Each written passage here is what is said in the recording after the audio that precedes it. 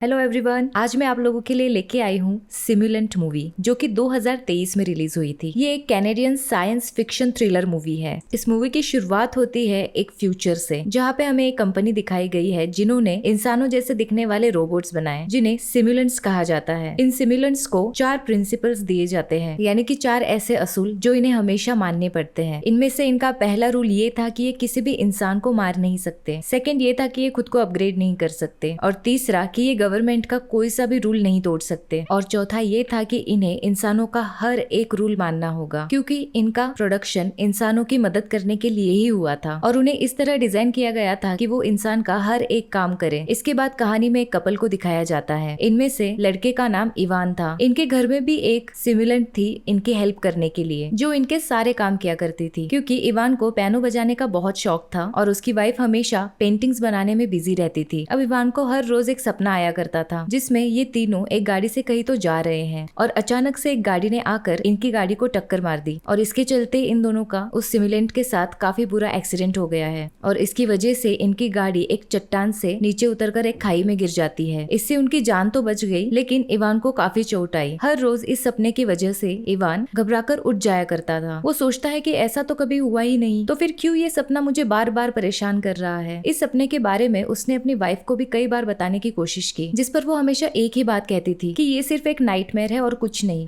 और इत्तेफाक से तुम्हें हर रोज एक ही सपना आता होगा, क्योंकि ऐसा कुछ तो हुआ ही नहीं है। और उसकी ये बातों से ये लगता था कि वो कुछ तो छुपा रही है, क्योंकि वो हमेशा इस बात को इग्नोर कर देती थी। वो हमेशा इवान से अलग कमरे में रहती थी, जहाँ इवान का आना जाना मना था। यही पे व्यूअर्स को अब दिखाया जाता है रोबोट कंपनी के पुलिस को, जिनका काम इन रोबोट्स पर नजर रखना था, क्या वो ठीक से रूल्स फॉलो कर रहे हैं या नहीं। अगर कुछ गड़बड़ हो तो इन्हें फौरन पकड़कर इम्प्रिजन कर दिया जाए। यही इस पुलिस फोर्स को एक सिमुलेंट जिसका नाम एस्मी था उसको पकड़ने का काम मिला था, जो कि पिछले 3 सालों से डीएक्टिवेट थी, लेकिन अब अचानक से उससे रिलेटेड सिग्नल्स एक्टिवेट हो चुके हैं, और जिस वजह से वो अब भाग चुकी है और अब इसका कोई अता पता नहीं है। तभी डिटेक्टिव को पता चलता है कि एस्मी एक रेंटेड हाउस में रह रही है, तो उसे पकड़ने के लिए वो पुलिस ऑफिसर वहाँ चला जाता है। वहाँ जाके उसके घर के बाहर खड़ा हो गया। जैसे ही एस्मी उस घर से बाहर आई, उस पुलिस ऑफिसर ने उस पे वो गन पॉइंट कर दी, लेकिन एस्मी काफी ताकतवर थी। पहले तो उसने उस गन को अपने सामने से हटाया और फिर डिटेक्टिव को घसीटते हुए नीचे लेके जाती है, और फिर उसे सीढ़ियों से नीचे फेंक दिया, और इस इंसिडेंट के बाद वो वहाँ से भागने लगी। ये सारी चीजें इनके रूल्स के खिलाफ थी, क्योंकि सिमुलेंट्स हमेशा इंसानों की मदद करने के लिए बने थे। उस जगह से भागने के बाद वो एक मार्केट में चली जाती है, और यहाँ पे दिखाया जाता है कि डिटेक्टिव के पास एक स्पेशल मैग्नेटिक गन है, जिसे लेकर वो एस्मी के पीछे भाग जाता है। एक जगह पर आके वो जैसे ही आसमान में शूट करता है, अचानक से सभी सिमुलेंट रोबोट्स फ्रीज हो जाते हैं। डिटेक्टिव जैसे एस्मी को ढूंढने आगे बढ़ता है, उसे फ्रीज हुई एस्मी भी दिख जाती है, जो कि बाइक लेकर बस भागने ही वाली थी, और अब वो डिटेक्टिव उसके गले में एक कॉलर डिवाइस लगाकर उसे पकड़ लेता है। इसके बाद वो एस्मी को अपने ऑफिस छोड़कर दोबारा उसके घर चला जाता है इन्वेस्टिगेशन के लिए। जैसे वो वहाँ पे इन्वेस्टिगेट कर रहा था, तभी वहाँ पे एक लड़का आता है, जो कि एक साइंटिस्ट था और एक हैकर भी। वो अपने आप को केसी नाम से बुलाता है और कहता है कि मैं एस्मी का पड़ोसी हूँ, हम दोनों काफी अच्छे दोस्त हैं, लेकिन आप कौन हो, आप यहाँ क्या कर रहे हो, एस्मी कहाँ है। डिटेक्टिव उसे कहता है कि क्या तुम जानते हो जिसके साथ तुम इतने सालों से रह रहे थे वो कोई आम लड़की नहीं थी, बल्कि एक सिमुलेंट है, एक रोबोट है। ये बात सुनकर केसी वहाँ से निकल जाता है, लेकिन डिटेक्टिव अपनी छानबीन जारी रखते हैं। डिटेक्टिव को वहाँ पे एक डायरी, एक फिश टैंक और एक किताब मिलती है। ये तीनों चीजें देखकर डिटेक्टिव काफी हैरान रह गया और सोच में पड़ गया, क्योंकि अब तक किसी भी रोबोट को इस तरह से डिजाइन नहीं किया गया था कि उसके अंदर एक इंसान जैसी हैबिट्स हो या फिर फीलिंग्स हो। इसके बाद वो रिटर्न अपने ऑफिस आ जाता है। वहाँ पे एस्मी को एक टेबल पे लिटाया गया था, और अब उसके अंदर से वो रोबोट वाली चिप निकाल दी गई थी। उसकी बॉडी को स्कैन किया जाता है और चेक किया जाता है। स्कैनिंग के बाद पता चलता है कि उसे सिमुलेंट बनाते समय उसके अंदर जो कोड डाला गया था उसे पूरी तरह से बदल दिया गया था, और अब जो कोड उसके अंदर है उसकी वजह से अब वो रोबोट नहीं रही है, बल्कि उसके अंदर अब इंसानों जैसी फीलिंग्स आ चुकी है। उसके ब्रेन को चेक करने पर उन्हें उसकी केसी के साथ बहुत सारी मेमोरीज भी मिलती है। इसका मतलब केसी और एस्मी काफी दिनों से रिलेशनशिप में थे। ये ऐसा अतरंगी केस पहली बार सिमुलेंट की कंपनी को देखने को मिला था। अब उन्हें उस इंसान को ढूंढना था जिसने एस्मी के सिस्टम को हैक करके उसे इंसानों में बदल दिया था। ये इन्फॉर्मेशन पाने के लिए डिटेक्टिव वापस आता है। उसे उस केसी पे शक था, और उसे पकड़ने के लिए वो जैसे घर आता है उससे पहले ही केसी घर छोड़ चुका था। इसलिए डिटेक्टिव और छानबीन करने के लिए एस्मी के घर आता है, जहाँ उसे एक और किताब मिलती है जो बहुत पुरानी थी। अब डिटेक्टिव उस शॉप पे जाता है जहाँ से एस्मी ने वो किताब खरीदी थी। वो जैसे ही शॉपकीपर के साथ इन्वेस्टिगेट कर रहा था, तभी वहाँ पे केसी आता है। उसे पकड़ने के लिए डिटेक्टिव फौरन उसके पीछे दौड़ता है, लेकिन कैसी समय से पहले ही वहाँ से निकल जाता है। वहाँ दूसरी तरफ इवान की वाइफ पूल में नहा रही थी, लेकिन वो थोड़ी परेशान दिख रही थी। उसे नॉर्मल करने के लिए जैसे इवान उसके पास आता है तो उसकी वाइफ उसे दूर हटा देती है, ये कहते हुए कि बस बहुत हुआ, अब टाइम आ चुका है तुम्हें सब सच बताने का। फिर वो उसे उसी कमरे में लेके जाती है जहाँ इवान का आना जाना मना था। वह उसकी वाइफ जैसा ही एक सिमुलेंट रोबोट था, वो उसकी वाइफ का एक क्लोन रोबोट था। तभी इवान को ये पता चलता है कि इवान खुद भी कोई इंसान नहीं बल्कि एक सिमुलेंट है। उसकी वाइफ उसे ये सच्चाई उसे दिखाती है। वो इवान को उसके चेस्ट में लगी हुई चिप दिखाती है, जो देखकर इवान शॉक हो जाता है। वो डरते हुए कहता है कि नहीं, ये एक झूठ है, ये बिल्कुल भी पॉसिबल नहीं है, मैं कोई रोबोट नहीं बल्कि एक इंसान हूँ। इस बात पर इवान की वाइफ कहती कि नहीं, तुम सच में एक रोबोट हो, तुम बिल्कुल मेरे हस्बैंड के एक क्लोन हो। दरअसल तुम्हें जो बार बार एक्सीडेंट्स के सपने आते हैं वो सच थे, क्योंकि मेरा और मेरे हस्बैंड का सच में एक एक्सीडेंट हुआ था जिसमें वो मारे गए, जिसके बाद मैंने कंपनी में जाकर अपने हस्बैंड का एक क्लोन रोबोट बनाया। क्योंकि उस एक्सीडेंट से पहले जब कंपनी ने सिमुलेंट्स बनाना शुरू किया था तब हम दोनों ने ये डिसाइड किया था कि अगर हम दोनों में से पहले कोई मर गया तो हम शादी नहीं करेंगे बल्कि एक दूसरे के क्लोन के साथ रहेंगे। इसलिए यहाँ मेरा भी एक क्लोन पहले से ही मौजूद है, और वो एक्सीडेंट वाली बात मैं तुमसे बार बार इसलिए छुपाती थी ताकि तुम इन चीजों से दूर रहो, तुम्हें सच्चाई का पता ना चले। पर ये सीक्रेट मैं ज्यादा दिनों तक अपने दिल में नहीं रखना चाहती थी, इसीलिए मैंने तुम्हें सच्चाई बता दी। लेकिन इवान इन सारी बातों को मानने से इनकार कर देता है और कहता है कि मैं तुमसे प्यार करता हूँ, मुझे तुम्हारे साथ रहना है, ना किसी और के साथ, ना ही तुम्हारे क्लोन के साथ। और ये बातें सुनकर उसकी वाइफ को एक स्ट्रेंज फीलिंग आई, इसलिए वो इवान को किसी बहाने से सुलाकर उनका सिस्टम बंद कर देती है। थोड़ी देर बाद यहाँ पे केसी आता है, जो खुद को उस रोबोट कंपनी का वर्कर बताता है, जिसका काम रोबोट को चेक कर कर उनमें आने वाले ग्लिचेस को फिक्स करना है। यहाँ इवान की वाइफ कहती है कि उसके हस्बैंड के क्लोन में इंसानों वाली फीलिंग्स आ रही है और बार बार इसे वो एक्सीडेंट वाले सपने भी आते हैं। आखिर ये कैसे पॉसिबल है, ये मेरे हस्बैंड की मेमोरीज कैसे देख पा रहा है। जिस पर केसी इवान के क्लोन को चेक करके उसकी वाइफ को बताता है क्योंकि आपके हस्बैंड की मेमोरीज इसके दिमाग में डाल दी गई थी, इसलिए वो फ्रिक्वेंटली उनकी यादों को देख पा रहा है। आपके हस्बैंड में जो फीलिंग्स थी आपके लिए, वही फीलिंग्स अब इसके अंदर है। इस पर इवान की वाइफ कहती है कि लेकिन अब मुझे किसी सिमुलेंट के साथ नहीं रहना है, इसलिए तुम अब इसे पूरी तरह से डिसेबल करके खत्म कर दो। जिस पर कैसी उसे ये सजेशन देता है इसे पूरी तरह से बंद करने की जगह इसे किसी स्पेसिफिक एरिया में भेज दो, वो एरिया मैं अच्छे से जानता हूँ। ये बात कहकर वो उसे उस एरिया का एक कार्ड देता है और ये कहता है कि वहाँ ऐसे ही बहुत सारे सिमुलेंट्स भी है जहाँ जाकर ये आराम से अपनी लाइफ स्पेंड कर सकता है। ये बात सुनकर इवान की वाइफ इमोशनल हो जाती है। भले ही वो एक सिमुलेंट है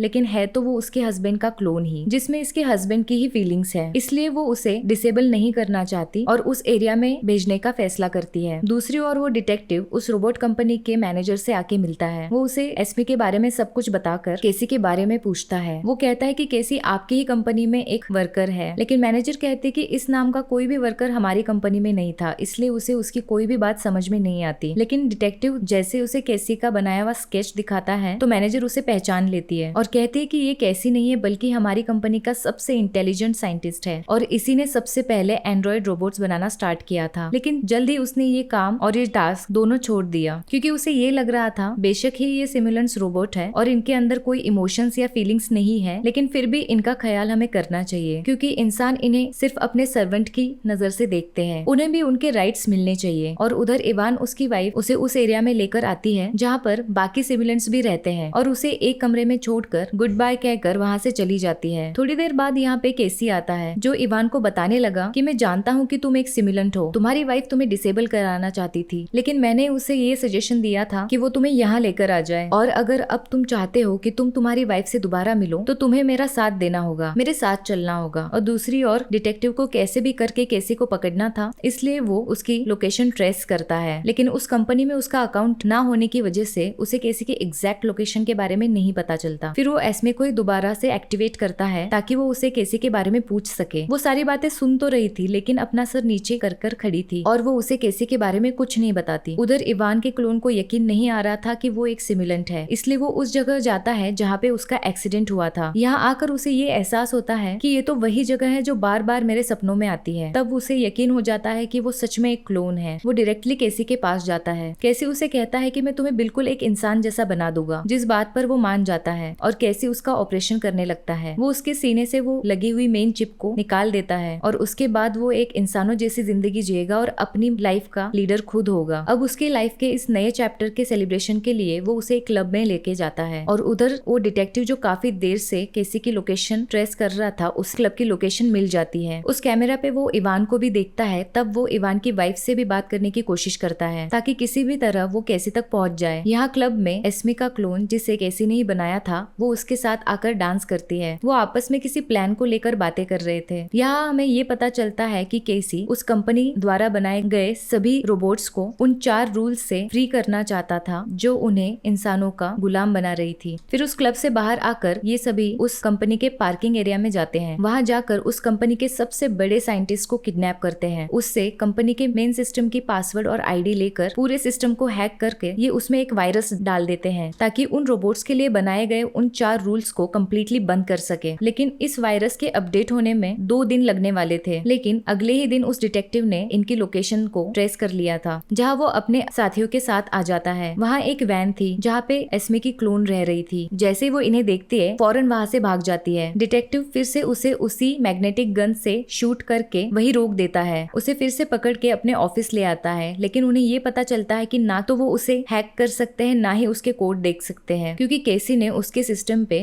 बहुत सारी सिक्योरिटीज लगाई थी ताकि कोई भी उसे स्कैन ना कर सके। जैसे ही उसकी इन्वेस्टिगेशन स्टार्ट होती है तो एस्मी का सेल्फ डिस्ट्रक्शन मोड ऑन हो जाता है। जैसे जैसे इन्वेस्टिगेशन आगे बढ़ती है वो पूरी तरह से डिस्ट्रॉय हो जाती है। अब क्योंकि इवान की वाइफ के पास डिटेक्टिव की कॉल आई थी, इसलिए वो इवान से मिलने के लिए उस एरिया में आती है। तब इवान बाहर से आ रहा था। उसे इतना बदला हुआ देखकर वो हैरान रह गई और उसे समझा भी रही थी कि उसे इस तरह से बाहर नहीं घूमना चाहिए। तुम एक सिमुलेंट हो, तुम्हारी लाइफ को खतरा है। जिस पर इवान उसे कहता है, मैं सब कुछ तुम्हारे लिए ही करता हूँ। मैंने खुद को भी तुम्हारे लिए ही बदलाया है ताकि तुम मुझे अपना असली हस्बैंड समझ सको और हम एक हैप्पी फैमिली की तरह रह सके। इस कॉन्वर्सेशन के बाद वो काफी क्लोज आ चुके थे। लेकिन इवान की वाइफ को अजीब सा लगा तो वो वहाँ से निकल जाती है। लेकिन शाम को इवान दोबारा उससे मिलने के लिए घर गया, जहाँ उसकी वाइफ उसके दोस्त के साथ थी। इवान को उसे किसी और के साथ देखकर जेलेसी होती है। वो अपनी वाइफ से इस बारे में बात करता है तो इस बात पर उनका एक आर्गुमेंट होता है और उसके बाद वो वापस आ जाता है। उसकी वाइफ इवान और केसी को पकड़वाने के लिए उस एरिया के बारे में उस डिटेक्टिव को बताती है जहाँ वो दोनों रह रहे थे। इसलिए डिटेक्टिव फौरन अपने साथियों को लेकर उन्हें पकड़ने के लिए निकल पड़ता है। लेकिन ऑफिस में मौजूद एस्मी, जो ये सारी बातें सुन रही थी, वो फौरन केसी को कॉल करके इस बारे में इन्फॉर्म कर देती है। ये बात सुनकर केसी जल्दी से इवान के साथ वहाँ से निकल जाने के लिए आइडियाज डिस्कस करता है। इवान कहता है कि मेरा एक फार्म हाउस है, हम वहाँ चल सकते हैं। तो अब डिटेक्टिव वहाँ पहुँचता